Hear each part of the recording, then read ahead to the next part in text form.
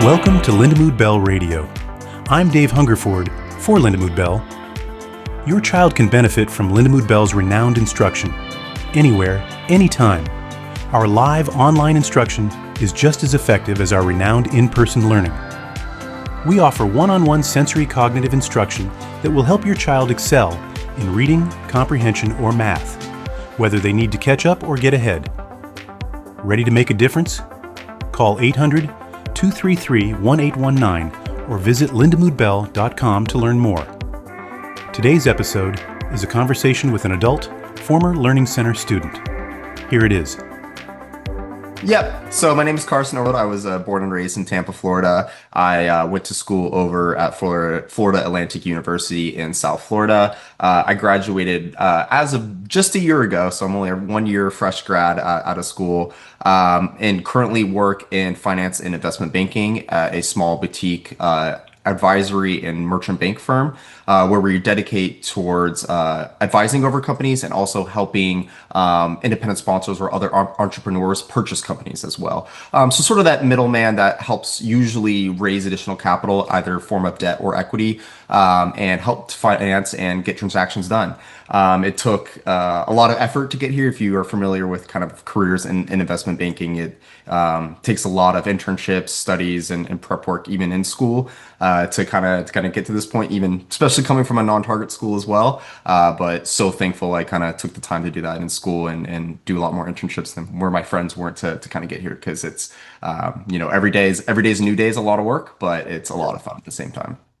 And so in your day-to-day, you spend a lot of your time researching? Do you spend a lot of your time talking with clients or potential clients? Is it, verbal-based work that you're primarily doing, or is it written things? What's your the essence of your day-to-day? Yeah, I would say it's balanced, really, really 50-50. I think more on the communicative side, it comes with I'm responsible for managing around 8 interns right now. It fluctuates depending on the season. So a lot of communication, leadership skills, kind of making sure they know the tasks to do and help support us in getting tasks done. But then the tasks themselves are written. So a lot of, 20, 30 page investment materials, we like to call SIMs, where we're detailing their transactions, doing research based on the materials that we have on the company, their financials, their website, or anything that can kind of get us that tells their story. And then we're taking that all together, doing our internal analysis, putting together some financial models and different other documents to create that fulsome SIM. That's 20, 30 pages. That basically is a document that goes to these lenders or these investors saying, hey, here's why you should give me $10 million for this company. So I would say it's very, very balanced in that aspect. And I kind of have to both be, strong in the communicative skill, especially when talking to clients or even with our interns, but also on the underwriting and the written materials as well. So let's talk about your academic journey. It sounds like from what you and I have talked about previously that it was not just a straight line, solid growth the whole way. It somewhat maybe mirrored the markets and how things work in economics as well. How was the beginnings of your education? It was a real struggle. I can bore you with probably 10 different stories, from my kindergarten teacher getting fired halfway through the year, from, having in first grade, having a teacher who didn't really understand my handwriting, and which was really bad, and my sort of issues, and, kind of just putting me in the back of class and never really reviewing my work, to second grade. A teacher who never really taught, and years of just not really getting that foundational support, where you really needed those kindergarten, third grade years, where you're really learning those basic, how to read, how to write, how to do math. Like I missed those core periods during those points. And it was around, third grade, my mom and my parents started to figure out, hey, Carson's behind, something's not, lining up here. What can we do? And then that's when I initially got to go get tested from, I don't know exactly where I ended up getting tested from, but for some sort of academic sort of testing center. And that's where I got diagnosed with dyslexia and other different learning disabilities. Honestly, at the time, I didn't know. My parents actually didn't tell me what I had. They just told me that I needed to work a little bit harder, which I'm kind of glad they did at that point. But then that's when my parents, my mom especially, started looking for other options to get me up ahead, to get me to where I needed to be at the fourth grade reading level, knowing how to spell, knowing how to write, and do math at the same time. So that's where we kind You of know yourself, did you feel that you were struggling? I mean, was it pretty obvious to you as a student it as was well? obvious. I mean, I can't believe the things that I kind of got away with, even looking back at like second and third grade. I remember like getting on projects and I would just not do anything and I would just run around the classroom, honestly, and just talk to friends. And I remember summer reading, especially, like I never read summer reading. I like always somehow. I remember getting up in classes pretending like I read the book and just completely making something up because I didn't read the book. And somehow I got away with this kind of from my teachers and so on until about third grade. They were like, okay, he can't keep getting away with this. And I think my mom realized that as well. Like, okay, no, he's behind, and that's where really led us down a path of finding other resources to kind of get me up to speed. Did the school offer you any special help or any extracurriculars? So I actually was in Christian private school during this time, and no, and we ended up having to, at the time, my mom would take me out of classes. This was like during the second or third grade year. My mom would take me out of class towards the end of the year and put me with a tutor that she found. That tutor, looking back at it, was not, anything really helpful. I think she actually made it a little bit worse. I just remember playing games with her the whole time. But then at the time, actually in third grade, my mom decided since that school wasn't doing enough, and well, obviously this is a Christian private school, we were paying for it.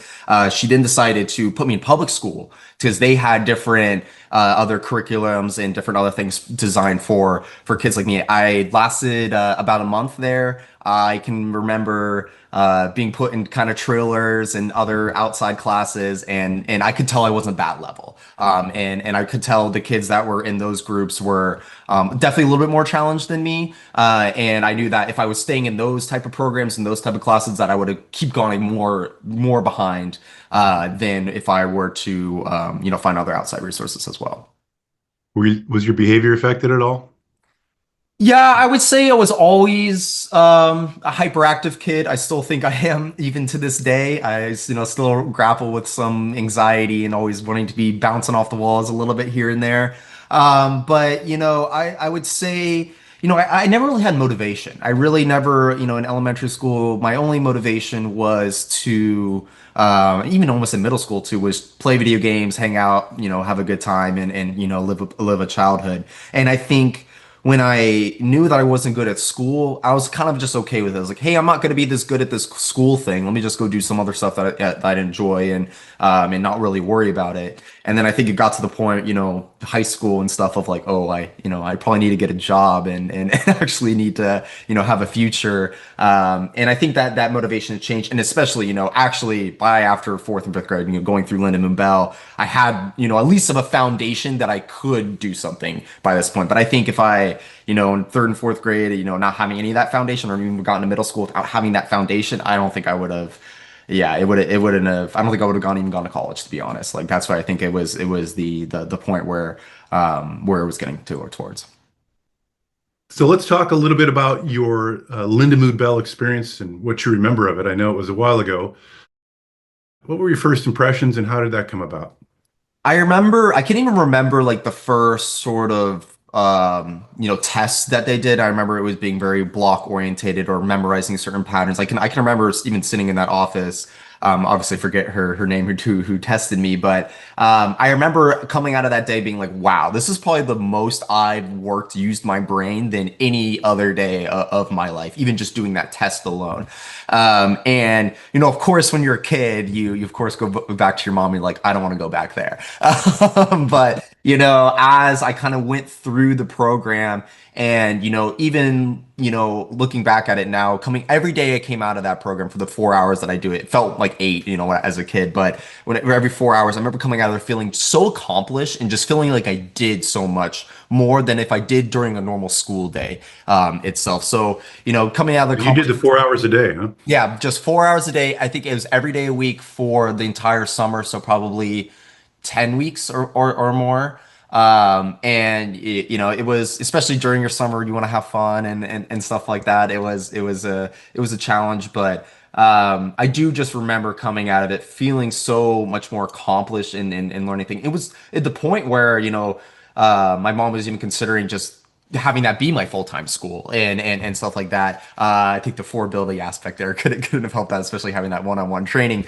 But I think that's something that we saw that effort, or we saw that result right then and there of just having that one-on-one person really just almost grilling you every 2 seconds to make sure you do get this. And if you're not getting what you're learning, the either the card or the math or whatever kind of task I was doing, they would sit there and be like, nope, we're actually going to get this, and they would never let anything slide. And I think that's like the most important thing is I was constantly being allowed to slide and do whatever I want and things like that. And Lindamood-Bell was like, no, we're sticking to our program. We're going to make sure that you know everything and there's no excuses. And I think that gave me even the motivation in investment banking now. That's what I live by every day. There's no excuses. You can't have a mistake and a sin. You cannot have any sort of issues. You need to always be on it. And I think early on, that's what gave me those principles early on.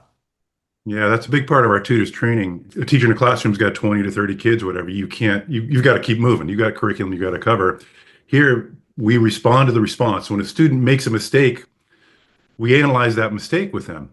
And so then it doesn't become this like, you know, binary thing, either hit or miss on how you answer something, that you can say something and it's not what we're looking for, but there's some value in things you can learn in examining that response. We've also, I was just going to mention, since you left, have developed an academy where we have accredited schooling now, and that one-to-one our approach has been helpful. I think we have probably about 250 students every year across the country that take advantage of that.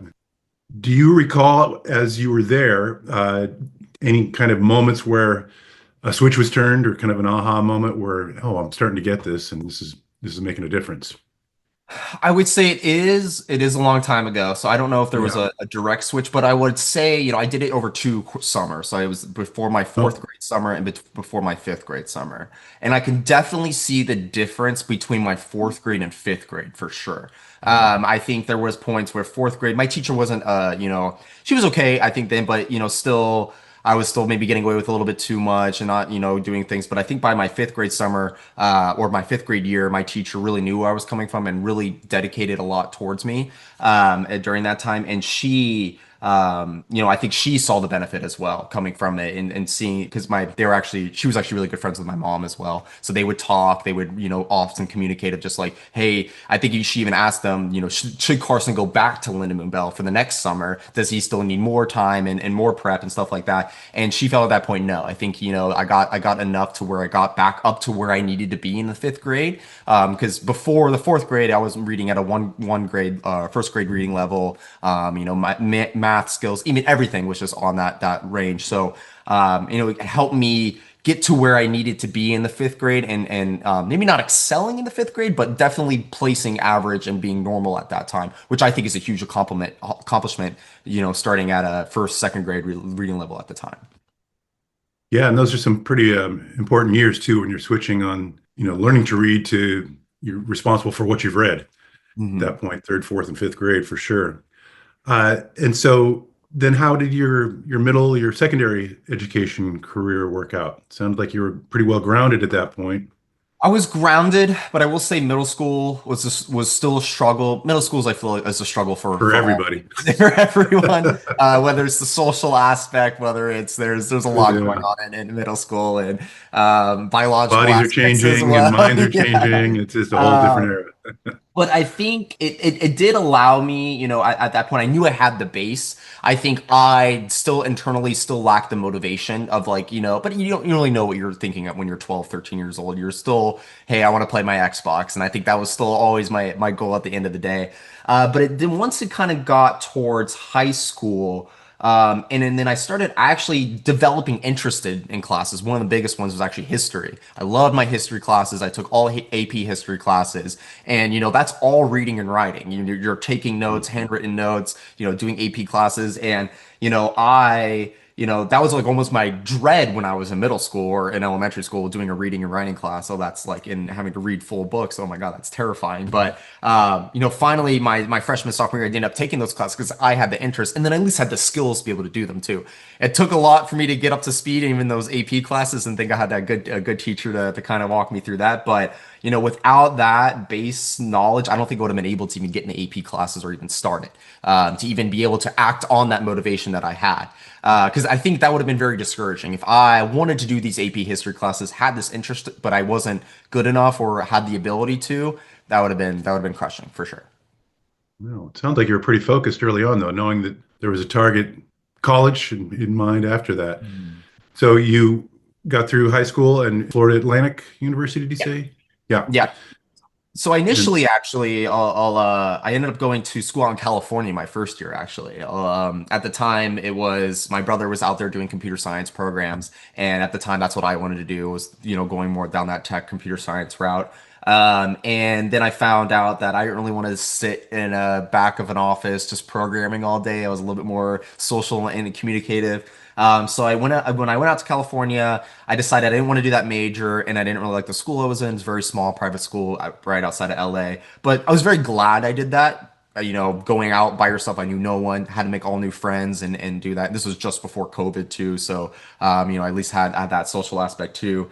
But I realized, that it was too much money, and I didn't really like the career that I was doing, especially with tech. So I knew I wanted to transfer. I decided to kind of stay with Florida. I was, price range and definitely more local as well. At the time, I did have a girlfriend as well who kind of dragged me down here as well, as you do. And then once I kind of got here, I still didn't really know what I wanted to do. I knew I still kind of maybe wanted to go into tech. I just knew that was a good career path. But well, I had a roommate I got a new roommate over the summer, my freshman year at FAU, and he said, "Have you ever heard of this thing called investment banking?" And I was like, "No, I haven't." And he was doing some internships at the time, and I was kind of dabbling in finance and stuff like that. And once I kind of heard about it, I looked into it and, put everything into it. Got my first internship about 6 months later in investment banking. Then had one more right after that for about a year. Met some great people. Did a lot of applications, a lot of networking calls to only get one job, but it was well worth it in the end. I think we ran across you because you posted something about your experience. What prompted you to do that? Yeah, I feel like I wanted to kind of give back a little bit, and when I got this job and I was, oh my God, I got a little emotional right. I can't believe that just happened. Um, I when I give me a second. I cannot believe this just happened. Um, and I look back at all the struggles I kind of went through, and I was just like, wow, I can't believe I got to this point. Like fundamentally, there was times even with my family, there was times where we sat down and it was like, is college an option? Your brother and sister. I'm the youngest out of three, by the way, and there was times where it was like, is this really an option for you? And having those conversations when you're in high school and not less high school, I think more middle school. And it got me worried of like, I want to be as good as my brother and sister. I want to be as good as, people, friends and family. And I was in a pretty tough environment. I come from a, good family where, most people go to college and do that sort of path. So I wanted to live up to that. And so after I kind of got this job and now especially been working here for a year, I look back and I was like, who helped me kind of get to this point? And I knew Lindamood-Bell was such a huge aspect of that, especially in my formative years. But and there's so many other people, I think from those teachers that actually cared. I kind of mentioned towards the beginning of the call, kind of having teachers that necessarily didn't really care, and those ones that did really did set me up for such great success. And I don't think I would have made it here. Coming with learning disabilities and having these issues, I was designed not to be at this level. I wasn't supposed to be, I feel like. But now looking and without these sort of Lindamood-Bell and these other teachers and other support that I had, I wouldn't have gotten here. And now just looking back, of course, I'm proud of all the hard work and everything I did. And going for 4 hours of Lindamood-Bell every day was very, very challenging. But I look back at it now and almost thank God and think the, reality that I'm able to be here and have a nice job, have a nice house, and not have to, be living with my parents or asking for money from them and stuff where I know a lot of people my age are doing that. And I think that is just something, that I'm really thankful for. Lindamood-Bell, I think, obviously has great programs and great approach, but like you mentioned, it's 4 hours a day. It's like, well, here, we found something you're not good at. We're going to make you do it 4 hours a day, and be minutely parsing out every single response you make. And it's a lot of mental work, and a lot of people aren't built for that. And kudos to you that you have been able to finish that and be able to be where you are. You mentioned that you were diagnosed with dyslexia. What does that kind of mean to you? What it Um, is? it's something I've had to grapple with because, when you first tell people, hey, you're dyslexic or I have dyslexia, they see it as a negative. And I don't think that everyone should see it as a negative in any way. I think there's some things that it hurts and makes me a little bit bad at, especially when it comes to spelling and certain things that I still struggle with this day. But it is a superpower in its own way of how fast I'm able to read. If you sent me an email with a bunch of spelling mistakes, I would just read it as normal and I would, retain all the same information, even if there weren't spelling mistakes. Whereas I've heard a lot of other people be like, oh, what's this word or what's going on, and would be distracted by that. I just read it as normal. So I found that I needed to make it more of, enact on that superpower more than anything. And then just try to remedy the negative. So now, thankfully, with Grammarly, ChatGPT, things like that, spelling isn't as much as an issue as it needs to be. And I think it really, I know it's a lot more reading focused, but I do think it also helped me, put a lot more attention and more communicative skills and more personality based traits as well. I think that's also really important in any industry you go in, is more of that sales and just being able to communicate with people. So, I saw early on that maybe I'm not going to be the best reader and writer in the world, but I'm really going to hone in on my communicative skills and being able to lead and be a manager, because I think that's what's really going to carry me, beyond everyone else who's able just to really read and write at that level. And I think I ended up making my senior year essay for colleges was all based on communication and all my skills in communication, how that's gonna,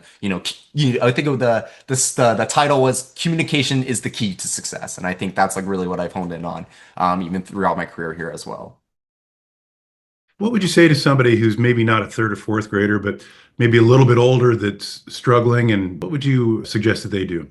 I mean, I think the earlier the better you can get into some type of program where it is just hands-on. They're just hitting you with flashcards over and over and over again and getting that information to retain into you. Because I think you are going to struggle trying to learn that by yourself. And having that motivation, I think it's very it's like if you were, any language is hard. If you were to learn Chinese, Japanese, any language is difficult to learn. So without someone really kind of holding your hand and really kind of making sure that you're, getting every single little piece of it and learning every single thing I think you're going to struggle with it.